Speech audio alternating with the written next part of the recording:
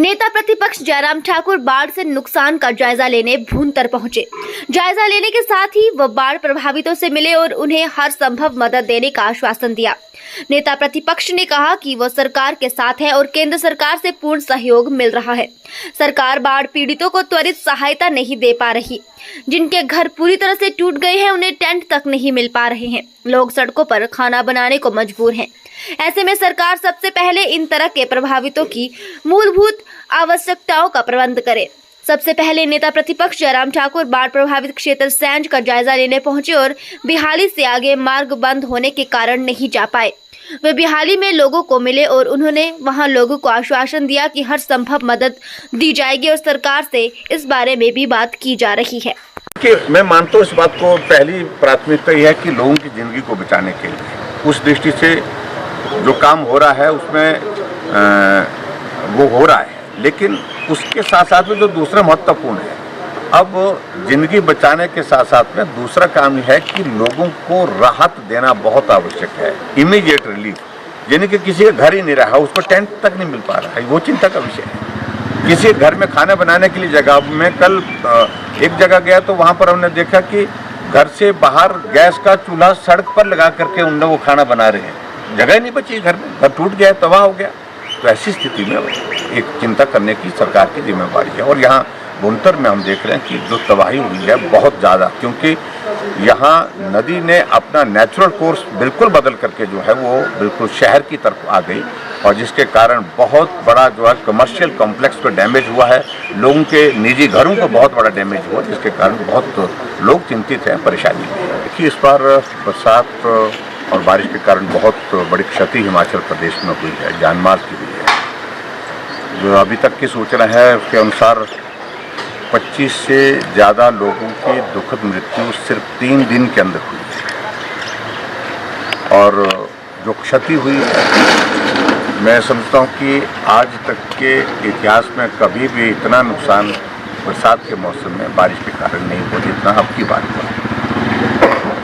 स्वाभाविक रूप से ये हम सब के लिए चिंता का विषय है, इसकी भरपाई कैसे होगी। लेकिन मैं सबसे पहले जो ज़रूरत थी वो ज़रूरत थी कि राहत कार्य प्रभावी ढंग से हो सके। ज़रूरत थी कि जो लोग फंसे हुए हैं उनकी जान कैसे बचाई जा सके। उसके लिए केंद्रीय गृह मंत्री जी से हमारी बात हुई, मेरी पीएमओ में बात हुई, पार्टी के हमारे राष्ट्रीय अध्यक्ष जी से बात हुई, प्रदेश के मुख्यमंत्री जी से भी बात। हम लगातार उन लोगों के साथ संपर्क में भी रहे।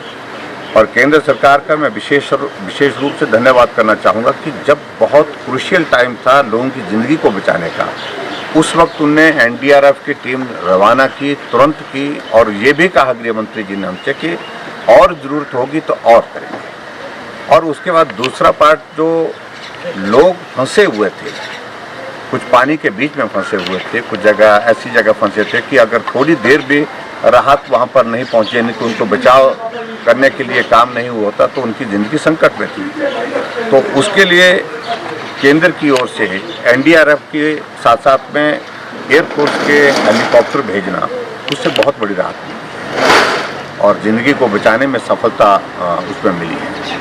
अभी भी हम इस बात को देख रहे हैं कि हिमाचल प्रदेश में बहुत जगह लोग फंसे हुए हैं, लेकिन खबर ये भी है कि सुरक्षित है। सड़क मार्ग बिल्कुल अवरुद्ध पड़े हुए हैं, नेशनल हाईवे कई जगह से टूट करके तबाह हो गया है। और उसके साथ साथ में दूसरी बात, जो पानी की सप्लाई बंद हो गई है, बिजली की सप्लाई बंद है। आप देखिए कुल्लू मनाली का ये इलाका, भुंतर का ये इलाका, जहाँ अब वो पिछले कल से जो है वो पावर सप्लाई आ पाई है, नेटवर्क आ पाया है। इससे पहले तो बिल्कुल कनेक्टिविटी ही ख़त्म हो गई थी। मेरा उसमें प्रदेश सरकार से इस बात के लिए आग्रह जरूर है कि विपक्ष की ओर से हमने कहा कि इस संकट के क्षण में हम हर तरह की मदद जो कर सकते हैं वो करेंगे। केंद्र के समक्ष भी हम अपनी बात रख रहे हैं और प्रदेश सरकार के सामने जो राहत कार्य यहाँ भुंतर आकर के जिस प्रकार से हमने देखा कि भुंतर के अलावा दूसरी जगह भी हमने जाकर के देखा, राहत कार्य बहुत धीमी गति से चला है। और इमीडिएट, क्योंकि इस सारी सिचुएशन को सहज रूप में ऐसे नहीं ले, नॉर्मल सिचुएशन नहीं है जो राहत कार्य होना चाहिए तुरंत होना चाहिए, बड़े स्तर पर होना चाहिए, अभी अधिकारी नहीं पहुंच पाए हैं और उसके बाद अभी किसका कितना नुकसान हुआ ये सारी चीज़ को लेकर के मैकेनिज्म ही डेवलप नहीं हो पा रहा है। वो चिंता का विषय है। जल्दी से राहत मिले और जहाँ जहाँ जिन जिन लोगों की जिस तरह की आवश्यकता है उस पर वहीं पर ही मौके पर निर्णय करना चाहिए। कुछ जगह उनको तुरंत ठहरने की व्यवस्था करने की ज़रूरत है, वो करनी चाहिए। कुछ जगह भोजन की व्यवस्था करने की ज़रूरत है क्योंकि सब कुछ उनका तबाह हो गया, घर रहा ही नहीं, तो उनके लिए उस तरह से व्यवस्था करनी चाहिए। तो ऐसे में मैं समझता हूँ कि बहुत बड़ा संकट है हिमाचल प्रदेश के लिए, वक्त लगेगा थोड़ा बाहर आने के लिए और मुझे पूरा भरोसा है कि हमारे केंद्र का नेतृत्व और प्रदेश का जो सरकार सब मिल करके इस राहत की घड़ी में जो हमको सहयोग देंगे उससे बहुत बड़ी एक राहत हमारे उन लोगों को मिलेगी जो प्रभावित हुए। मैं प्रदेश सरकार से विशेष तौर से इस बात के लिए आग्रह करना चाहूँगा कि राहत कार्य में तेजी